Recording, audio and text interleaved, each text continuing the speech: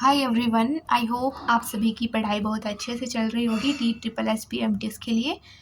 जिनका एग्ज़ाम हो गया है उन्हें तो पता होगा कि किस तरह के क्वेश्चन आए हैं, लेकिन जिनका एग्ज़ाम नहीं हुआ है उनका डाउट था कि कहाँ से क्वेश्चन पूछे जा रहे हैं और कौन कौन से क्वेश्चंस इम्पोर्टेंट है, मतलब कौन कौन से चैप्टर्स इम्पोर्टेंट है। तो आज इस वीडियो में मैं आप लोगों को वो इम्पोर्टेंट जो चैप्टर्स हैं उनके बारे में बताने वाली हूँ, क्योंकि यहाँ से क्वेश्चन 101% ज़रूर आएंगे।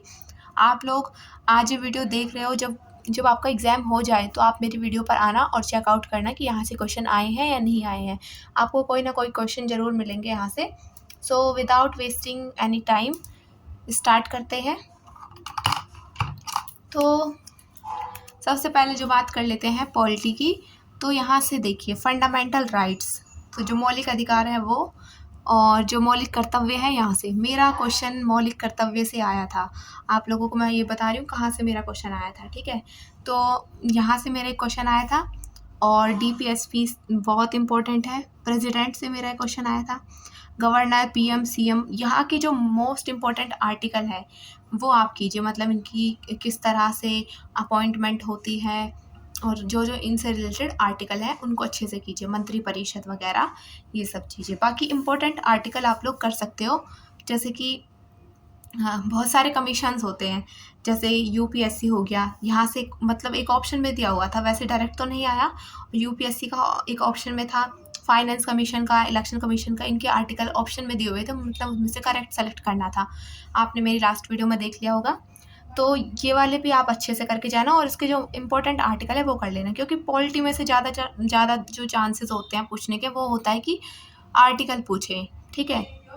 तो ये कर लेना। उसके बाद जो हिस्ट्री की बात कर लेते हैं, उसमें हड़प्पा सभ्यता, मेरा मोहनजोदड़ो से एक क्वेश्चन आया था। वैदिक काल से भी मेरा एक क्वेश्चन आया था। बौद्ध धर्म, जैन धर्म से भी क्वेश्चन आने के चांसेस हैं। मौर्य साम्राज्य, गुप्त साम्राज्य, दिल्ली सल्तनत और मुगल काल। मुगल काल में, ठीक है, मतलब कौन सा राजा है, उनसे उनसे संबंधित युद्ध कौन सा है, ठीक है, ये वाले। और जनजातीय विद्रोह कर लेना, इससे मेरा एक क्वेश्चन आया था। मॉडर्न हिस्ट्री में क्या है कि जो जो मेन आंदोलन है वो कर लेना, और करने कैसे है कि कब हुआ, किसने करवाए, ये सब चीज़ें। और उसके अलावा संगठन, जैसे कि मेरे में पूछा था HSRA, ठीक है, ये एसोसिएशन किसने बनवाया। तो इस टाइप से जो अलग अलग संगठन है, राजा राम मोहन राय के संगठन है, अलग दयानंद सरस्वती, तो ऐसे अलग अलग टाइप के उनके जो संगठन है वो आप कर लेना अच्छे से, मतलब कौन सा संगठन किससे संबंधित है, किसने बनाया, ये। उनके अलावा जो किताबें हैं, इनकी अलग अलग जो साम्राज्य हैं, उनके अलग अलग जो राजा हैं, उनके अलग अलग जो राजा हैं उनके काल में अलग अलग यात्री आए थे, उन्होंने किताबें भी लिखी थी, तो वो कर लेना। कौन सा विदेश यात्री किसके काल में आया था, और है ना, तो उनकी किताब हो तो वो कर लेना। तो ये इम्पोर्टेंट है, यहाँ से क्वेश्चन आते हैं। इसके अलावा प्रमुख जो युद्ध हैं होल हिस्ट्री में, मतलब कंप्लीट हिस्ट्री में कौन कौन से युद्ध हैं, कब हुए, उनके विजेता कौन है, ठीक है, किस किस के बीच में हुए, ये कर लेना, उनकी डेट याद कर लेना, ठीक है। उसके अलावा हम बात कर लेते हैं इकोनॉमिक्स में। इकोनॉमिक्स में वैसे ज़्यादातर क्वेश्चंस नहीं आ रहे हैं, एक या दो क्वेश्चन आ रहे हैं, इतना ज़्यादा नहीं है। तो इसमें भी जो इम्पोर्टेंट है वो है पंचवर्षीय योजना। एक जीडीपी से क्वेश्चन आया था मेरा, नेशनल इनकम, पॉवर्टी से क्वेश्चन आया था, एक बेरोजगारी से मेरी में क्वेश्चन आया था, बेरोजगारी के टाइप से आया था, और 1991 के आर्थिक सुधार और जनगणना, ये इसमें से इम्पोर्टेंट है। इसके अलावा बात कर लेते हैं हम ज्योग्राफी की। तो ज्योग्राफी में से भारत और सामान्य जानकारी, मतलब भारत कहाँ लोकेटेड है, उससे संबंधित जो जो पड़ोसी देश हैं वो, नदियाँ, झरने, पर्वत, दर्रे, झील, ये सब चीज़ें, मृदा, वन, घूर्णन, परिक्रमण, वायुमंडल की जो परतें हैं वो, और उद्योग। उद्योग में ये कर लेना कि मतलब कौन कौन से उद्योग, जैसे सूती वस्त्र उद्योग हो गया, है ना, तो वो कब एस्टैब्लिश हुआ, कहाँ पर हुआ, ठीक है, तो ये कर लेना, क्योंकि ये आ सकते हैं। उसके अलावा स्टैटिक जीके में शास्त्रीय नृत्य, जैसे कि मेरे में क्वेश्चन आया था सत्रीय नृत्य है जो वो कौन से राज्य का है, तो ऐसे नॉर्मली क्वेश्चन आए थे वैसे तो। तो ये कर लेना। लोकगीत कर लेना, कौन सा लोकगीत कहाँ का है। लोक नृत्य कर लेना, वाद्य यंत्र और फेमस जो इनके जो कलाकार हैं जैसे कि बिस्मिल्लाह खान कौन से वाद्य यंत्र से संबंधित है, कौन से घराने से संबंधित है, ये सब चीज़ें। इसके अलावा पुस्तक और लेखक। पुस्तक और लेखक तो मतलब आप स्टैटिक पार्ट भी कीजिए, यानी कि जैसे हिस्ट्री में आ गई, ज्योग्राफी की कोई बुक आ गई या फिर और किसी चीज़ की बुक आ गई। ये इनके अलावा जैसे कोई खिलाड़ी है उनकी पुस्तक, कोई अभिनेता है उनकी पुस्तक। तो ये वीडियो मतलब लेखक और पुस्तक की आप लोग, मैंने तो नवीन सर की प्लेलिस्ट से की थी पहले, तो वहीं से रिवाइज़ किए हैं अभी तो। बाकी इसके लिए आप करंट की जो पुस्तक और लेखक है वो भी कर लेना, क्योंकि एक मेरा करंट का भी आया था। जैसे फेमस पर्सन की बुक्स हो गई तो वो भी पूछी थी एक। उसके अलावा है खेल। तो खेल वाला भाई मोस्ट इम्पोर्टेंट है, इसमें करंट अफेयर भी बहुत ज़्यादा इम्पोर्टेंट है। मतलब खेल का स्टैटिक पार्ट और करंट अफेयर का पार्ट, जैसे कि दिसंबर 2026 से लेके अब तक का, ठीक है। तो सॉरी 2025 से अब तक का जो करंट अफेयर है खेल से संबंधित, आप वो कर सकते हो। अब बात कर लेते हैं रीजनिंग की।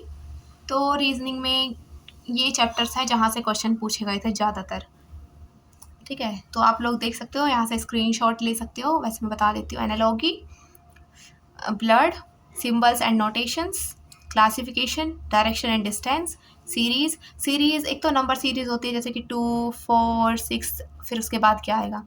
एक डायग्राम होता है कि डायग्राम बना हुआ है, यहाँ इसकी कुछ और पोजीशन है, फिर उसके बाद इसकी कुछ और पोजीशन है, फिर तो नेक्स्ट क्या आएगी। तो इस तरह की भी सीरीज़ के क्वेश्चन पूछे थे। इसके अलावा स्टेटमेंट बेस्ड, जैसे कि कुछ कुत्ते गाय हैं, कुछ गाय घोड़े हैं, तो इससे रिलेटेड कंक्लूजन निकालने वाले। रैंकिंग एंड अरेंजमेंट से भी क्वेश्चन थे, 3 से 4 क्वेश्चन थे इसके भी। Cube and dice, Venn diagram, figure counting, mirror and water image, embedded figure, यानी कि एक आपको इमेज दे देंगे कोई और नीचे कोई अदर इमेज दे देंगे, उसमें वो वाली आकृति छिपी हुई होगी, तो वो वाली क्वेश्चन। तो इस टाइप के रीजनिंग के क्वेश्चन पूछे थे। इसके बाद बात कर लेते हैं हम maths.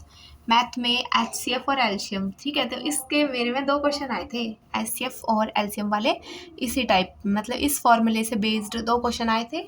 Simplification, average, ratio and proportion, percentage, profit and loss, simple interest, compound interest. Compound मेरे में तो नहीं आया, मेरे में सिंपल वाला ही आया था। Time and work, pipe and cistern, boat and stream. मतलब बोट एंड स्ट्रीम और इससे बिल्कुल सिंपल टाइप के क्वेश्चन थे कि एक पाइप इतने में भर सकता है, एक पाइप है जो दूसरा पाइप है वो इतनी मिनट में भर सकता है, तीसरा पाइप उसको इतने टाइम में खाली कर सकता है, तीनों को एक साथ खोल दिया जाए तो टंकी है जो कितने टाइम में भर जाएगी। सेम इसी तरह से बोट एंड स्ट्रीम का था कि एक बोट की जो स्पीड है वो इतनी है, इसकी इतनी है, तो डिस्टेंस कितना कवर किया या इतना टाइम लिया। सिंपल क्वेश्चन थे, मतलब जो बिल्कुल बेसिक टाइप के क्वेश्चन है वो आए थे इसके। इसके अलावा मेंसुरेशन में जैसे कि क्यूबॉइड हो गया, क्यूब हो गया, सर्कल वो क्या बोलते हैं उसको, स्फेयर हो गया, हेमिस्फेयर हो गया, उससे रिलेटेड, और डीआई से भी क्वेश्चन आए थे। तो ये हो गया मैथ्स का। अब बात कर लेते हैं हिंदी की। तो हिंदी में पर्यायवाची, विलोम और गद्यांश आधारित प्रश्न, यानी कि गद्यांश दे दिया उससे रिलेटेड आपको कुछ क्वेश्चन दे देंगे। तो ऐसे 2 आए थे, तो 10 नंबर तो आपके यहाँ से इजीली बन जाएंगे अगर इसको अच्छे से आप फाइंड आउट कर लेते हो। उसके अलावा मुहावरे और कारक से ज़्यादा क्वेश्चन आए थे कि राम ब्लैंक खाना खाया, तो राम ने आ जाएगा। तो ये तो नहीं आया था मतलब, लेकिन इसके अलावा अदर एग्जाम्पल आया था। मैं तो एग्जाम्पल दे के बता रही हूँ, मतलब कि इस टाइप के क्वेश्चन आए थे। इसके अलावा उपसर्ग प्रत्यय ये अच्छे से कर लेना। इंग्लिश में भी साइनो एंटो और idioms, reported speech, article, active passive voice, ये भी आए थे बहुत ज़्यादा। कंप्रीहेंशन, ठीक है, verb, fill in the blanks और PQRS। तो ये इंग्लिश में, मतलब अगर आप ये कर लेते हो तो आपका most of the area cover हो जाएगा इस एग्ज़ाम के लिए। तो आप लोग स्क्रीनशॉट ले सकते हो अगर आपको लेना है। ये मैथ्स का हो गया, ये हिंदी और इंग्लिश का हो गया। इसके अलावा ज्योग्राफी, स्टैटिक जीके एंड ये हो गया रीजनिंग का। अब आप लोग पूछोगे कि साइंस के लिए तो कुछ बताया ही नहीं। भाई साइंस में 1-2 क्वेश्चन आए थे, तो उसके लिए मुझे ऐसा लगता है कि मैं तो साइंस को स्किप ही करके गई थी वैसे तो। क्योंकि एक मतलब फ़िज़िकल दिल्ली पुलिस के फ़िज़िकल के चक्कर में मतलब मैंने कुछ भी नहीं पढ़ा था। जो 1 महीने पहले मैंने आप लोगों के साथ व्लॉग भी शेयर किए थे सीजीएल के लिए, तो उस टाइम पे तैयारी की थी। उसके बाद कॉलेज के एग्ज़ाम्स वग़ैरह चल रहे थे तो स्किप कर दी। मतलब 1 महीना जब से दिल्ली पुलिस का रिज़ल्ट आया था ना, उसके बाद ठीक से नहीं पढ़ाई की। बस मैथ्स हल्का-फुल्का किया था, मॉक वग़ैरह दिए थे मैथ के सीजीएल बेस्ड और रीज़निंग के मॉक दिए थे। जीएस तो ऐसे लगा लो आप कि नहीं किया था मैंने जीएस में तो। लेकिन जो इम्पोर्टेंट टॉपिक है वो आप लोगों के सामने है, आप इनको अच्छे से करके जाना एंड आपके एग्ज़ाम्स के लिए बेस्ट ऑफ लक। बाकी आपसे एक एक चीज़ चाहिए, वो है इस वीडियो को लाइक कर देना, चैनल को सब्सक्राइब कर लेना और वीडियो के कमेंट सेक्शन में बताना जब आपका एग्ज़ाम हो जाए तो आपके क्वेश्चन यहाँ से आए हैं या नहीं आए हैं, और अगर नहीं आए हैं तो आप मुझे उन टॉपिक को शेयर करना जहाँ से आपके क्वेश्चन आए हैं। Thanks for watching.